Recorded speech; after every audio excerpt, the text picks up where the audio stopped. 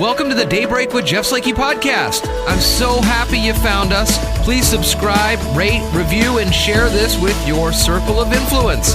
It's a collection of the interviews, news, and conversation during Daybreak with Jeff Slakey on I-Fiber1 News Radio, KMAS, weekdays from 6 to 9.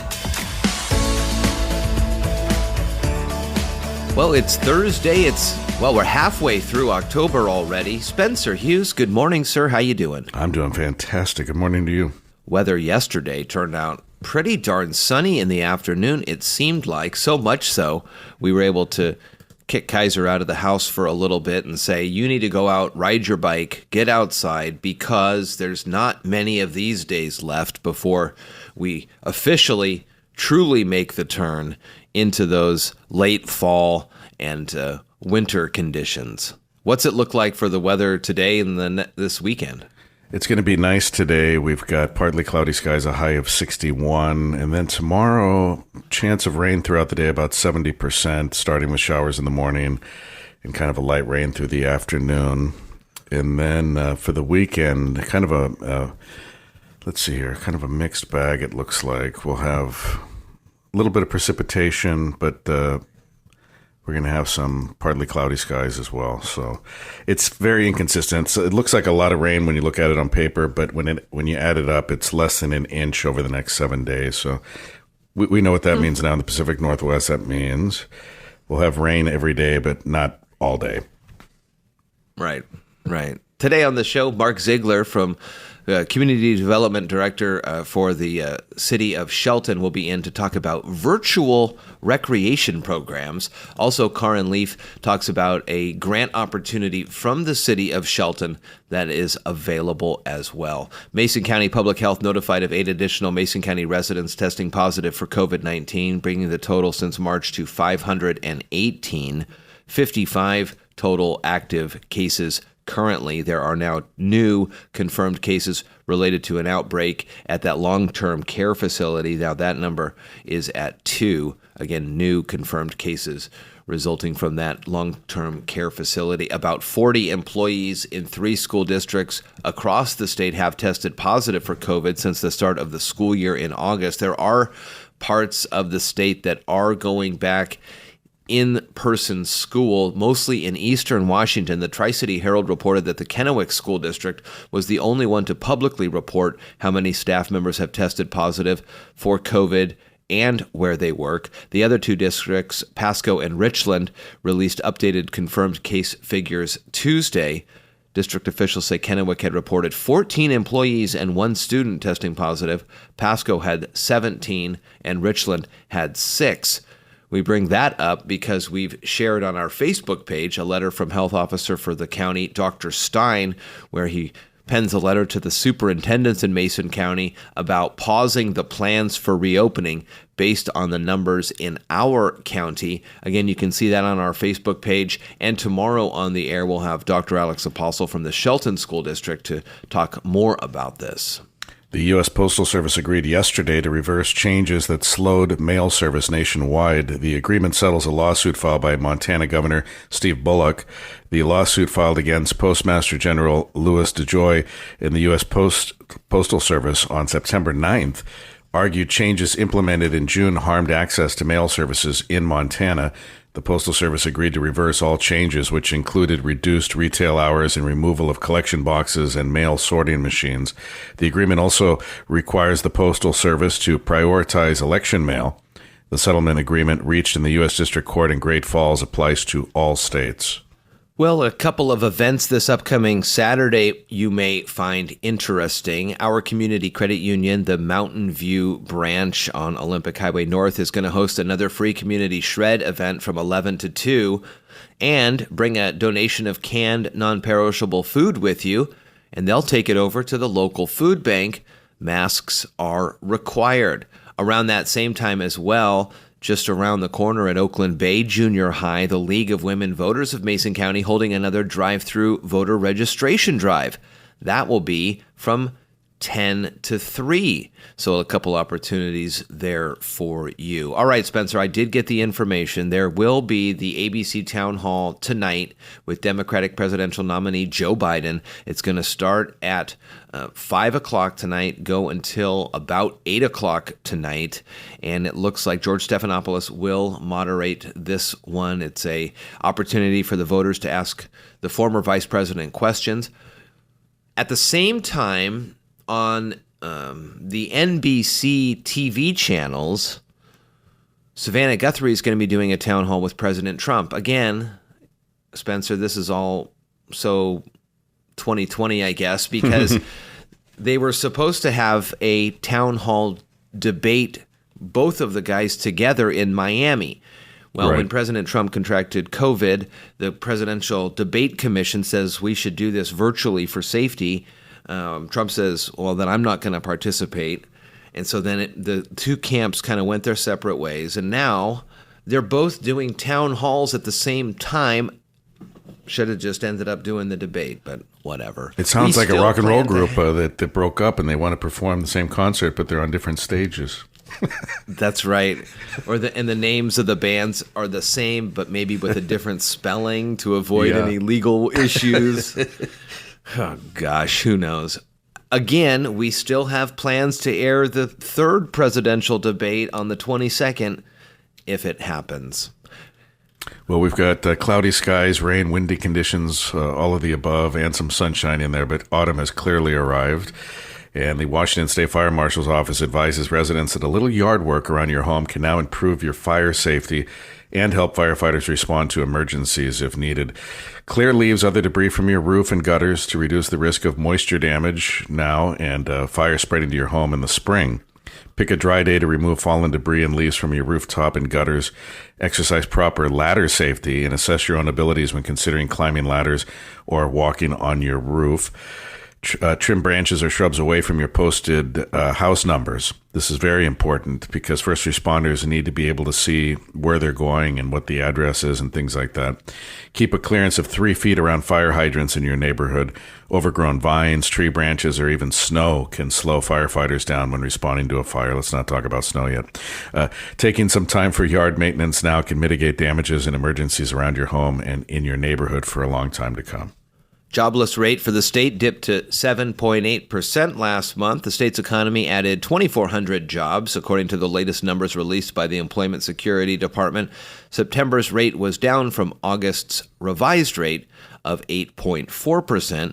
Biggest job growth happened in leisure and hospitality, construction, and professional and business services. Biggest losses were government, manufacturing, and wholesale trade.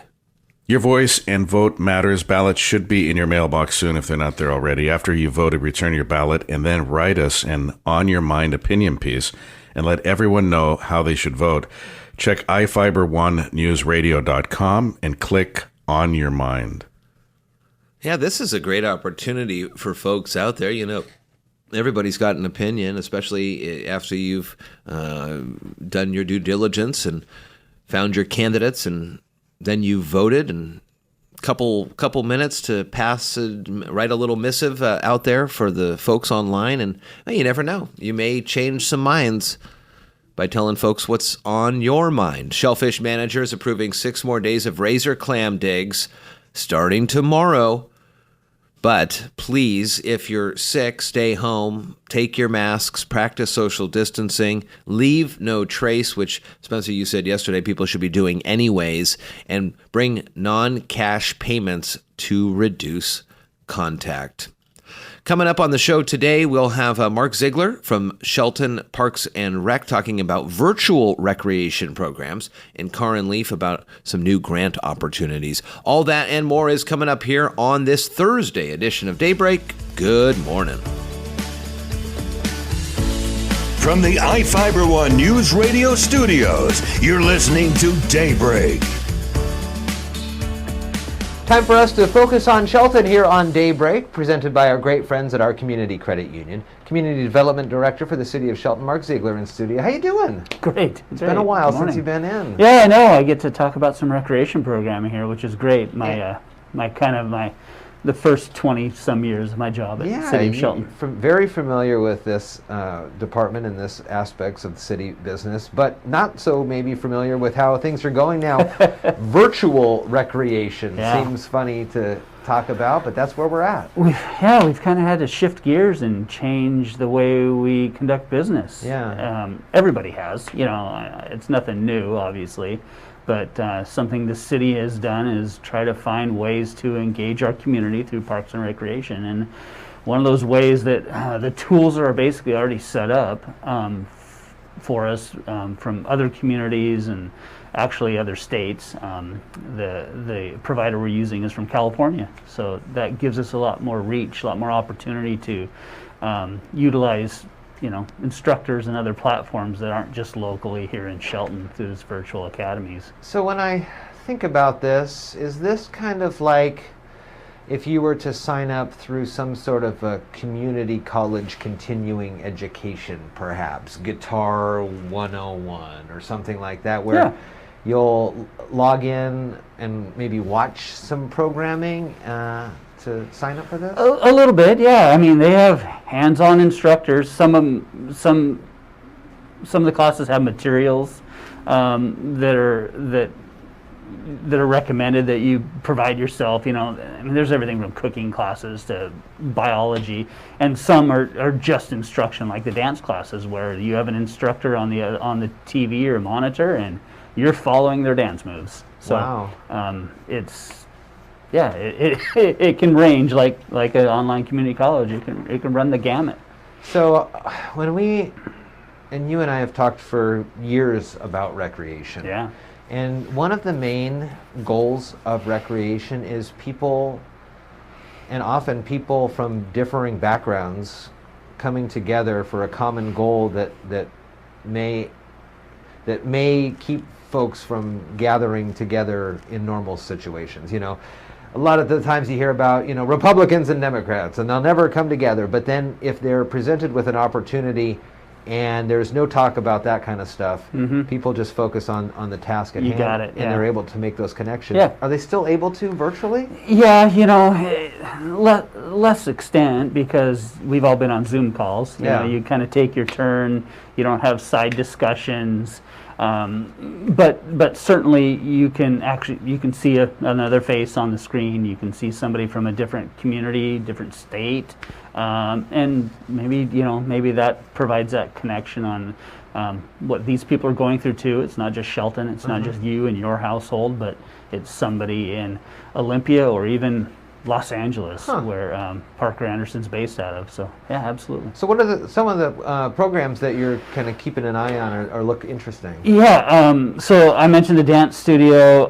There's a video game design class. And these are all for 5 to 12-year-olds. Okay. So that's the age group.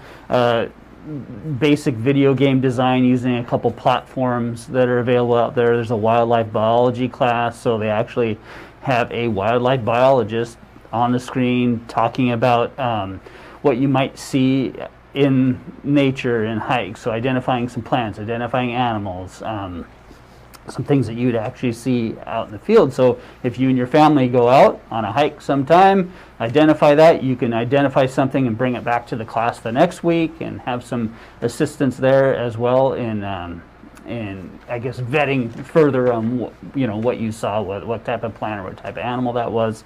There's a cute and cuddly animals class where they introduce you to kind of pets of sorts, so the rabbits and stuff like that, and bring them on screen, teach you a little bit about how they what they eat, what their patterns are, just a little more information about animals like that. So maybe introduce you to something that you wouldn't normally have the opportunity to sitting at home or even reading a book. I was just going to say that there is, as bizarre as this opportunity is for folks, the reach for it probably makes it a lot easier for you to find people that you never would have been able to bring into the. I'm kind of thinking about this right now as almost like those online not so much the continuing education stuff now, but now I'm kind of looking at kind of the master class. Like they have those online seminars and stuff, and those can be very expensive for people to sign up for. Yeah. So now through the city, I can imagine that the rates on these things are pretty reasonable. All right, it's $75 per class for the session. They're about 6-week sessions. We obviously have to pay the instructors, and they have a whole platform, and they have a fee schedule already put in place. We do have some scholarship funds available that the application's available on our website, so somebody could fill that out and apply for a scholarship that would reduce the cost by 50%. Oh, wow. For the program. Are they set times, or is it an on-demand kind of It's thing? set time. Okay. Yeah. So these are the platform was set up as an after-school program, in-person after-school program, and then they were doing virtual programming before, and now they're doing much more virtual programming as well. So most of them are the 3 o'clock time range, 3:30 time frame, 1 day a week.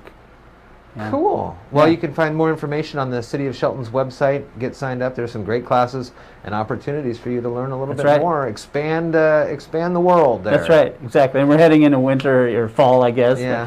Around here. So maybe it's some time to spend inside. Hunker down. Yeah, Hunker exactly down. right. Mark, good to see you. Likewise, I appreciate the opportunity. Good to see you. Make sure to stay safe and healthy, everybody, and check out those offerings on the City of Shelton's website. The Focus on Shelton, this week and every week, presented by our great friends at our Community Credit Union. You're listening to Daybreak on iFiber One News Radio. How's it going, everybody? Jeff Slakey from iFiber One. I'm in the offices at the Mason County EDC talking with Karin Leaf. How you doing, Karin? I'm doing good. How are you? I am well. We continue these conversations about grant opportunities for the businesses in our community, and they keep coming, it seems like. They are. Yeah, this is a really great opportunity. Our latest grant is from the City of Shelton for the businesses in city limits. They have awarded us $40,000 to do grants up to $2,500. Basic criteria is about the same: mortgage, rent, utilities, that kind of thing. The application is on choosemason.com. It is, and I have to look at my cheat sheets. Like I said, we've got so many grants. I don't want to. There's been a lot of grants since March, right? Since the virus happened. So this one will be open until October 30th at 5 o'clock. It's pretty basic application process, but $2,500 could really help get some of those folks out of the red, pay a couple months of rent, or 4 months of utilities. It's hard to say, but it's very generous and supportive of the City of Shelton. So how do we keep finding more grants? I mean, where do these opportunities keep coming from? Obviously, when in March, this was all new to everybody, and so we tried to rush out money as best as we can. Mm-hmm. And then through the course of these last few months, it seems like every week or so, you or the Thurston EDC or Pack Mountain or anybody is coming out with something new here. Yeah, a lot of it, the first round that we got was through the Department of Commerce Strategic Reserve Funds. The remainder have been through CARES Act funds that people have, Department of Commerce, Mason County, and the City of Shelton have trusted us to administer to Mason County businesses. It's, the rules, like I said, have been about the same, eligibility, that kind of thing. It's helped so many folks out, and I wish that people could be with me when I present checks, because, there's been a lot of tears and joy and saved a lot of businesses.